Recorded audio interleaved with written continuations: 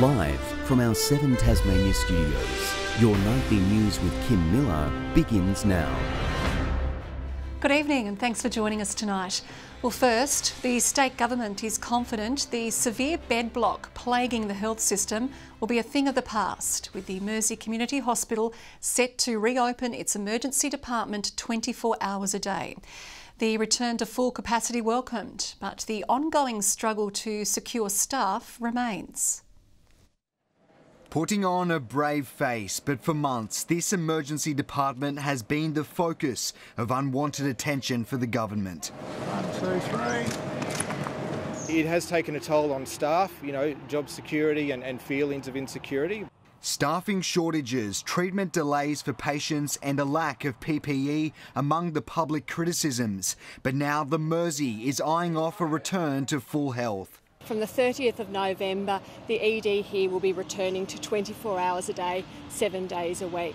The recruitment of 3 specialist positions along with 5 locums paving the way for a full-scale reopening. If we can have our rosters staffed going forward, that brings a great deal of certainty for all the staff. Though with the anticipated start date a little more than a month away, the government revealed it's still scrambling to fill empty roles. Certainly there still is work to come, looking at additional nurse practitioner candidates. The move poised to relieve the pressure valve on surrounding hospitals. Every time something happens to the Mersey, it ripples out to the Northwest Regional Hospital and the Launceston General Hospital. The majority happy with today's announcement, but not happy it took this long to reach the decision. Well, we would have liked to have seen the Mersey restored to 24/7 services as soon as it was possible, much earlier than now. It's a great win for the community. However, it's not a win for the government. Earlier this year, the hospital became a coronavirus casualty, opening hours slashed due to border restrictions and an inability to find staff. But the government says it remains committed to the Mersey, brushing off permanent closure rumours, rather pointing to future upgrades. More wards as well as operating theatres. So we do have a pipeline of investment. Not in that pipeline, a birthing suite for mothers. GARTH, BURLEY, 7 Tasmania News. Police are appealing for information after a man was stabbed multiple times during an alleged armed robbery overnight. Authorities were called to a residence on Langura Avenue at Chigwell around 11:30. They say the 36-year-old resident received non-life-threatening head injuries and stab wounds and was transported to hospital in a stable condition. He alleged to the officers that attended that 2 males had forced their way into that address, demanded specific property. In regards to that, he sustained a number of injuries. Police believe it was an isolated incident. Anyone with information is urged to contact Crime Stoppers. Businesses are being told to strengthen their COVID protections as visitors begin arriving from interstate. But privacy concerns are being raised, with claims names and numbers taken for contact tracing are being used for marketing purposes. 2 parties, 2 businesses, 2 plans to recover from the pandemic. From Elise Archer, a warning to workplaces to stay COVID safe. We expect, of course, businesses to have a COVID safety plan in writing. We made sure that we had all our posters up, our stickers on the floor, our sanitiser was in place. From Rebecca White, a sign of a plan to come. And as a part of Labor's response to the budget, in 2 weeks' time, we'll be announcing a comprehensive jobs package for Tasmania. Keeping up pressure on the government to reveal which businesses received hardship grants, Gary Hayes is happy to declare he needed the help. The shop had been really quiet, like it was non-existent. We closed the doors and the hardship grants came through at a time when we might not have been able to pay any bill at all. The government insists releasing the details could undermine the mental health of some. Meanwhile, the spotlight remains on pubs and clubs who are taking names and numbers for contact tracing. Independent MP Meg Webb says the information is being misused. Well, I've personally had the experience of leaving my contact details with a venue and then receiving promotional material from that venue, which surprised me because that's not the purpose for which I left the information. Elise Archer is confident most are doing the right thing.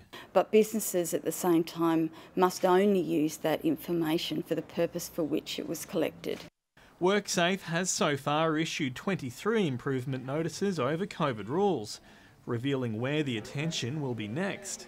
Now we've targeted those inspections to those areas where there are greater risk, and at the moment we're focusing on outbreak management, on gyms and on seasonal workers. Sean McComish, 7 Tasmania News. A proposed Tasmanian meat processor has been dished a prized cut from the state government, receiving a $2 million grant to build a new pig abattoir near Scottsdale, worth 2/3 of the construction cost. The plant will be commissioned at the start of next year and is set to bring in $15 million a year for the local economy. It comes after the closure of an abattoir at Coiba was announced earlier this year. The first wave of Australian expeditioners heading to Antarctica for the summer have kicked off their quarantine in Tasmania. They'll still be undertaking research in isolation, but their most important mission will be keeping COVID out of the icy continent. Isolation is something Antarctic expeditioners might be used to, but this year for the Australians heading to the COVID-free continent, preparations are looking a little different. 33 people, including 7 Tasmanians, are currently spending 2 weeks in isolation. It's actually not that much different to what life is like in Antarctica. You're living and working in the most isolated place on the planet, and there's a high degree of restriction there. Keeping COVID out of Antarctica is a crucial mission, and every precaution has been put in place. They'll be COVID tested 3 times, on arrival, mid-term and before departure. They'll wear masks and gloves to get to the airport or to board the ship. Once we get there, and for all of the expeditioners, there'll then be an additional period of 14 days of enhanced social distancing. And after the masks come off, we will know there's no COVID-19 in Antarctica.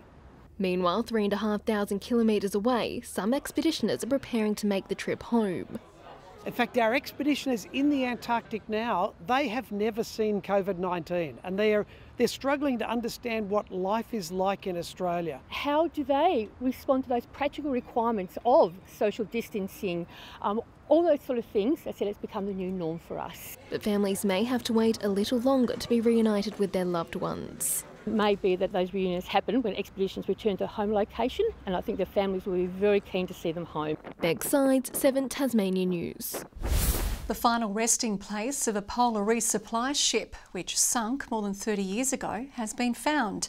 High-resolution mapping of the seafloor near Macquarie Island shows a tiny dot, the Nella Dan, 5 kilometres below the surface. The 75-metre ship was damaged beyond repair in bad weather in 1987, then towed out to sea and sunk. The discovery was made by the CSIRO's investigator while mapping the area. A leading Tasmanian eye specialist is today looking a little blue. It's all in the name of charity though, helping the Tasmanian Eye Institute fund its new centre, which is set to feature Australian-first technology. One very unusual trip to the hairdressers. It's for this nutty professor's 3B for B fundraiser. Blonde, blue and bold for blindness. When we got to 10,000, I got to go bleach blonde, and 25,000, which we hit just this week, I get to go blue, which is happening now. He'll go bold once reaching 50k. Well, it's taken us a couple of months to get to blue, so I reckon I'll be blue for a couple of months. Yeah, so hopefully by Christmas, get to have a haircut. The money going towards the Tasmanian Eye Institute's new centre in Lena Valley. They're working to find cures for diseases like glaucoma and macular degeneration. And so we're building Australia's first dedicated ophthalmic gene therapy centre. It just increases the chance of finding that, and not just halting things, but reversing conditions and curing them. Donations fueling the charge towards that magic number of 50,000. It's also supported by SASS Hair. It's not a very common colour that we get. It's a bit different to usual. It's great. It's such a good cause, and it's been so fun along the way as well. The final product, hopefully a crowd pleaser. I think it's great. Yeah. So I'll see what my wife says when I get home. But Josh Duggan, 7 Tasmania News. Christmas for disadvantaged Launcestonians just got a little brighter with the launch of an annual lunch. The Launceston City Community Christmas will be held this year despite COVID, allowing those in need to enjoy the best part of the day, a cooked meal with company. It's a time when so many families are actually happily getting together, but for some other people in the society it's a time of struggle. So this is where we as charities have to be there for them and offer them that opportunity to also engage with other people. I look forward to being not a CEO but a volunteer and being able to sit at the table and share my meal with others that may not have experienced that before. The event is coordinated by several local charities. It has been a testing year for young Tasmanians, but Hutchins students have found a unique way to let go of their anxieties. For 2 months, the entire school worked to design and build their own kites. Written on the tails are words expressing their hopes for the future. Today, they finally flew their creations. A sign school life is getting back to normal after months of home learning. At the beginning, it was quite okay because you had more time with your family, but as it went on, it got harder and you felt like you were missing stuff. Many of us have written down what we've struggled with in 2020, and it's a bit of a way of letting go of this year because obviously it's been tough, and it's a way of looking forward to the future with everyone, with the whole school together. More than 800 kites took to the sky as part of the initiative. Well, it nearly became another casualty on the event's calendar. But for the Hobart Wine Show, the glass is always half full. The test for the top drop kicked off today, albeit on a smaller scale. It looks like the greatest job in the world, but preparing to judge wine is far from glamorous. It's little things like not brushing your teeth in the morning, which sounds pretty gross, but that film that you build up overnight is really important to help protect your teeth against the acid. Sniffing, swirling and spitting through glass after glass, the task is gruelling and demands passion and palate. Judges aren't given much to go by. Across the show there's I think 504 entries. We don't know how many actual producers, we don't know the names of the wines, we just see a glass in front of us. The event narrowly avoided being cancelled in 2020. After running for 48 years, the commitment from organisers is astonishing. I've had 47 years here as steward, coordinator, had a bit of a sniff and a smell now and again at the wines. Expect the envious cliches to keep coming. I don't think they'll ever stop. There's always the throwaway comments, oh, you must have the best job in the world. Sean McComish, 7 Tasmania News. A Tasmanian man is looking to cut through the myths around prostate cancer in his latest charity chop. After slicing 40 tonnes of timber with his mates last year, Brian Britt is going bigger and better in a follow-up fundraiser by blooding new woodcutters for this year's edition. Kayla and Holly can't wait to sink their chainsaw's teeth into tonnes of timber. The pair is spending weeks preparing to show what they're made of in the world of woodcutting. I'm a girly girl at heart, but obviously, I don't mind, putting on wet gear and, going and giving other stuff a go as well. The women will be competing against the young blokes and the old blokes in a 3-way competition to be crowned the best choppers while raising cash for prostate cancer. They always think girls can't do anything, but they can. The idea is the brainchild of Brian Britt, who last year raised nearly $40,000 in a charity chop on his Penguin property. Although COVID will cap this year's numbers, he's keen to spread his message around the disease far and wide. Some of the myths about cancer and the cancer treatment of men, we've got to get rid of it, so more men get there earlier. If you get there earlier, you live longer. A successful trial run on the weekend sharpened skills ahead of the real thing next month, while everyone new to chainsaws are going through a certification course ahead of the event. One which promises to have plenty of pride on the line, but united around a worthy cause. I'm a support worker, I'm off for my job, so I love, being out there and helping other people and supporting where I can. Tom Johnson, 7 Tasmania News. Tasmania's exile from hosting top-flight cricket has continued, with our state a shock omission from this summer's international schedule against India. It's been almost 4 years since an international test was played at Blunston Arena, while a limited overs match planned for the start of the year was cancelled as a result of the pandemic. It's understood Tasmania is still in the frame to become a Big Bash League hub. Well, some of the state's best tennis players are preparing to hit the competitive circuit again as part of a tennis tournament announced for Launceston. The junior series will be played over 2 weekends, coupled with an open singles championship.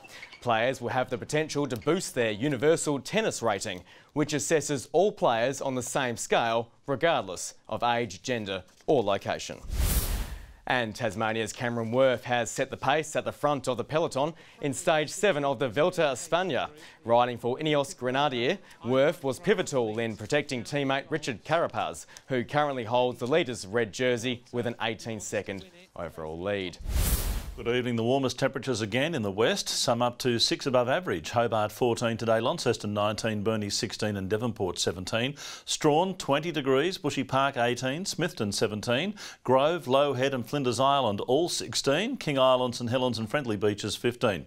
The west was free of cloud until well into the day, mid to low cloud over the rest of the state, bringing a few light showers to the east.